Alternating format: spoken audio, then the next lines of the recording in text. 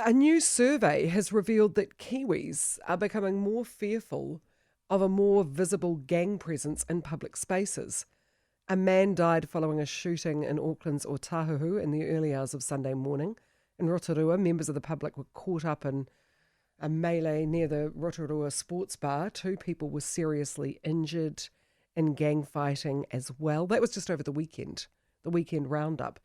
And 60% of the 1,000 respondents in the Research New Zealand Crime and Safety Survey said an increase in people with alcohol and drug problems contributed to more New Zealanders being assaulted or feeling unsafe.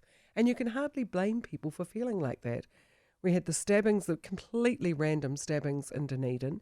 Yesterday, a young man was stabbed on a bus in West Auckland. The police are still working out why. It does feel a little out of control.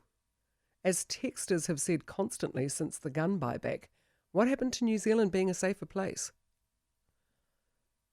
Remember Operation Tōwhero, the operation designed by then New Police Commissioner Andrew Coster, focused on investigating and disrupting the illegal supply of firearms to gangs. Alongside that, as part of a long-term nationally coordinated operation, police districts would run their own tailored initiatives alongside iwi and community groups to offer support that can help address the underlying causes of violence, which is all very nice speak to say, try and steer the young people away from the gangs before they joined them. Well, there's been some success in terms of firearms. Since the operation was launched in February, 350 firearms and $2.4 million in cash have been seized. 378 people have been arrested on firearms offences. But I'd love to know how many young people have had their life of crime nipped in the bud after being offered support and who are now law-abiding members of the community stacking shelves at their local supermarket. I mean, that was one of the clear aims of Operation Tōwhero, was to steer the kids away from crime. Early days, it's only February. But if I had to pick a number, it'd be not many, if any. I would prefer the stick approach, but if the police hierarchy want to try carrot and stick, well, knock yourselves out. See how that works out for you. In the past, I've seen gang violence as God's little pruning fork. For the most part, gang members doing harm to other gang members. They kept their business between each other. But their reckless and cavalier disregard for our laws means that it's only a matter of time before innocents become collateral damage in their stupid turf wars.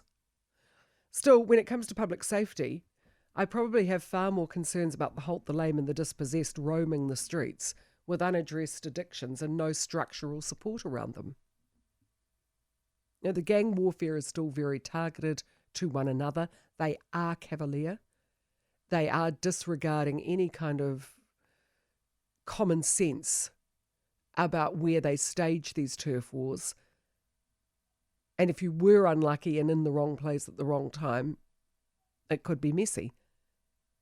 But it is more the people who are completely random in their violence, the poor things who are living within a terribly scary world inside their own heads, who aren't getting the support and help they need. And that was promised. We might live in paradise, but there's trouble in paradise. And it behoves this government to look after the very people they said they would. They might not have campaigned on the law and order card, to be fair to them. That was not their big trumpeting. But they did campaign on homelessness and mental health support. There is going to have to be an urgent focus on these issues, often one and the same for many people, if the ordinary citizens are going to feel safe in their own communities.